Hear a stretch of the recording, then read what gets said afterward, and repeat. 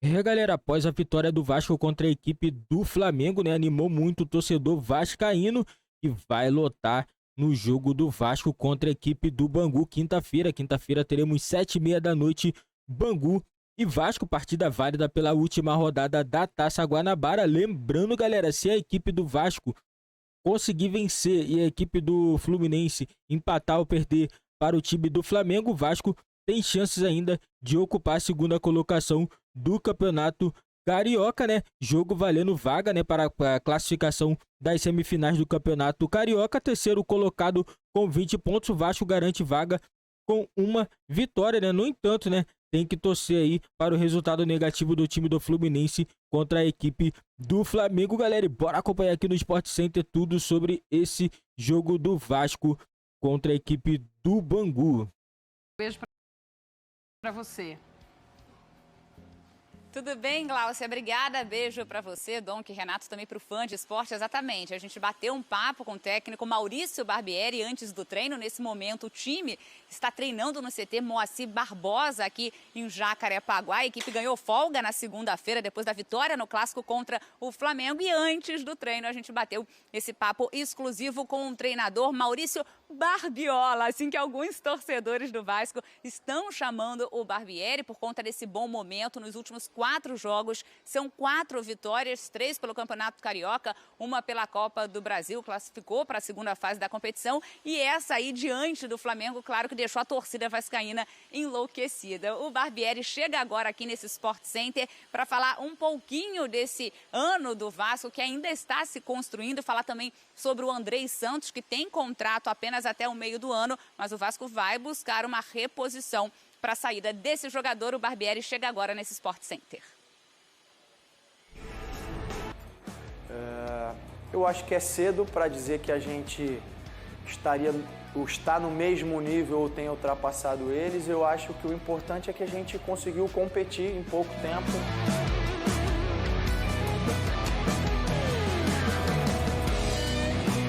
Eu acho que tem 2 vertentes. Uma é que o clube, já sabendo da saída dele, precisa se preparar para buscar uma reposição, buscar alguém que tenha o mesmo peso, alguém que possa fazer essa função na saída do Andrei. E depois a gente internamente também precisa trabalhar os demais jogadores para darem conta do recado, até numa ausência do Andrei por lesão, por suspensão. É o caso do Rodrigo, o caso do Barros. São jogadores que a gente ganha tempo para prepará-los, para deixar eles melhor desenvolvidos, para suprir essa necessidade numa eventual ausência do Andrei. Eu faço sempre muitos pedidos para o Paulo. Em alguns momentos é possível atender, em outros não. Tem posições que a gente entende que tem uma segurança um pouco maior, tem outras que a gente entende que precisa continuar buscando. Uma é essa, do Andrei.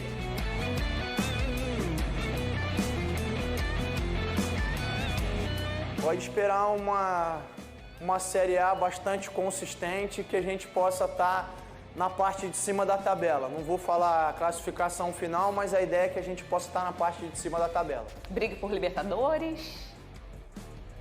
Difícil projetar agora porque a gente não joga o campeonato sozinho, depende do que os outros adversários vão apresentar também.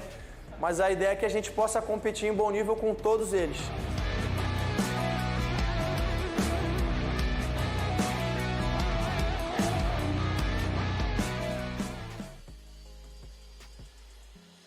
Tá, então, essa exclusiva com o técnico Maurício Barbieri, que era esse Vasco competitivo que já está sendo, e olhando para frente aí nessa quinta-feira, encara o Bangu pela 11ª rodada do Campeonato Carioca, depende apenas de si para conseguir essa classificação para as semifinais da competição. Ele não chegou a revelar se vai com 3 volantes, até um fã de esporte perguntou para ele, né, a expectativa, porque no clássico contra o Flamengo ele utilizou 3 volantes, mas ele não adiantou nada sobre esse próximo compromisso, mas pediu o apoio da torcida vascaína para mais esse jogo em São Januário. Gláucia.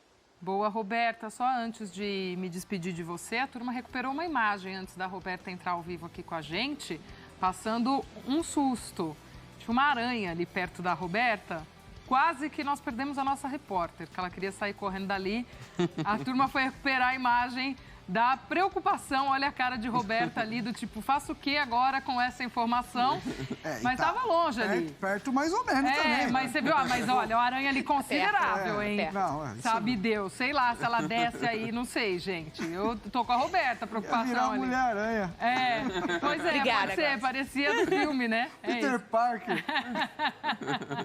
Já a Roberta já entrava aqui transformada. Mas tá bom, Roberta, tudo em paz, né? Com você e com a equipe, deu tudo certo aí.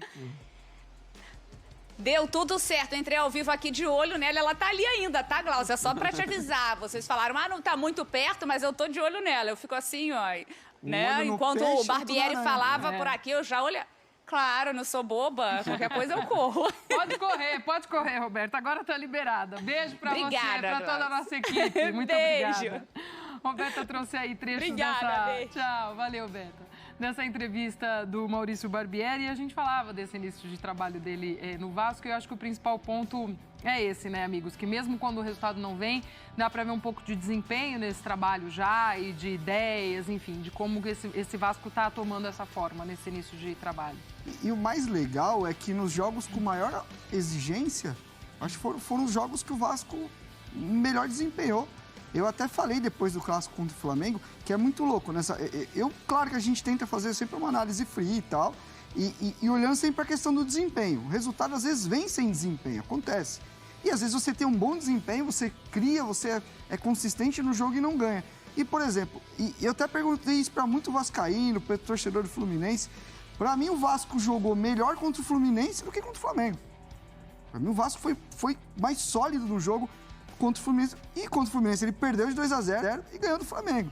Então é muito louco isso, mas essa medição é importante porque a gente consegue olhar pelo menos para 3 jogos que são jogos com uma exigência maior.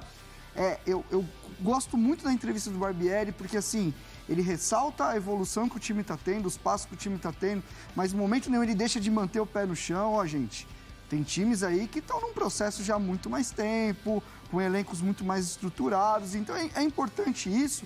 E eu tenho achado muito interessante a relação do Vasco com a sua torcida em 2023.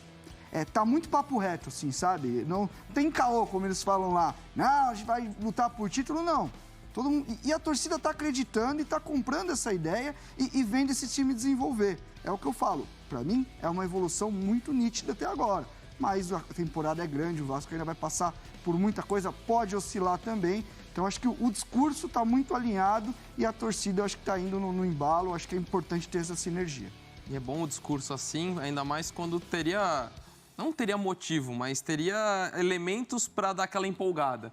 Ganhar do Flamengo, né? A torcida sempre foi espetacular na Série B. Aliás, o Vasco acho que sobe muito por conta da torcida e agora que está ganhando, as coisas estão fluindo, tem uma expectativa ainda maior. E aí o time tem o pé no chão. Então é legal ver o processo como está sendo conduzido, essa troca honesta entre as duas partes, inclusive até pro jogo contra o Bangu, ingressos esgotados.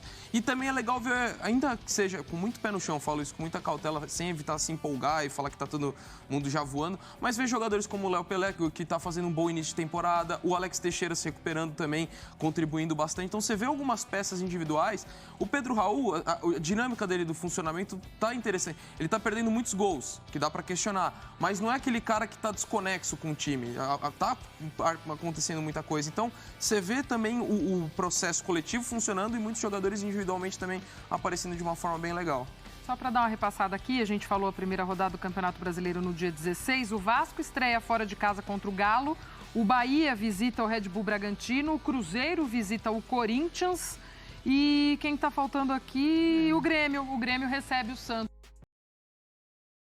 Galera, isso aí, né? E impressionante, né? O Vasco disponibilizou 20 mil ingressos contra a equipe do Bangu e foi vendido os 20 mil ingressos esgotados para o jogo do Vasco contra a equipe do Bangu, né? O torcedor tá muito animado, o torcedor que foi combustível do time do Vasco em 2022, né? Ajudou muito a equipe a voltar à Série A do Campeonato Brasileiro, né? Acredito que o torcedor vai continuar apoiando o time do Vasco nessa temporada de 2023, né? Porque o torcedor é uma peça fundamental que pode ajudar muito a equipe do Vasco nesse ano de 2023. Galera, esse foi o vídeo do nosso canal aí falando tudo sobre o Vasco. Se você gosta desse tipo de vídeo, deixa seu like, se inscreve no nosso canal e ative também o sininho das notificações para você não perder nenhum vídeo aqui do nosso canal.